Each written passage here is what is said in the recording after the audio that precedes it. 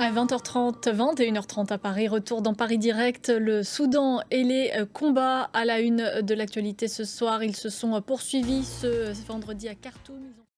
Les affrontements se sont donc poursuivis ce vendredi au Soudan entre miliciens et militaires. Il y a eu d'intenses combats de rue à Khartoum malgré la fête de l'Aïd el-Fitr qui marque la fin du mois sacré du Ramadan. L'OMS a recensé plus de 400 morts en 6 jours. Un cessez-le-feu devait entrer en vigueur ce soir, mais il n'est semble-t-il pas respecté, comme nous l'explique notre correspondant dans la région, Bastien Renouille.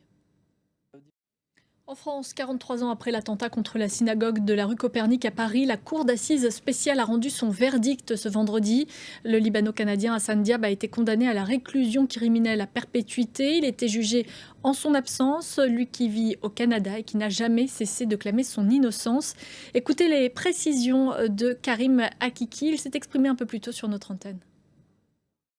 Et Hassan Diab vit actuellement au Canada. Un comité de soutien dénonce de son côté une erreur judiciaire. Écoutez à ce sujet notre correspondant à Montréal, François Riouet. Direction à présent la Grande-Bretagne où le vice-premier ministre Dominic Raab a annoncé sa démission. Elle fait suite à 5 mois d'enquête qui mettent en cause sa manière de traiter ses collaborateurs. Dominic Raab est accusé de harcèlement moral. Une séquence compliquée pour le Premier ministre Rishi Sunak qui avait promis un gouvernement intègre. Axel Simon.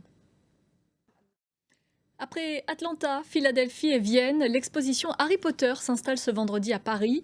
Elle fait voyager les visiteurs dans la peau d'un élève de Poudlard, une expérience immersive et interactive qui connaît déjà un grand engouement. Marc Pope. Restez avec nous sur France 24. Dans quelques instants, vous avez rendez-vous avec Fatima Tawane pour le Journal de l'Afrique. Quant à moi, je vous retrouve ce week-end.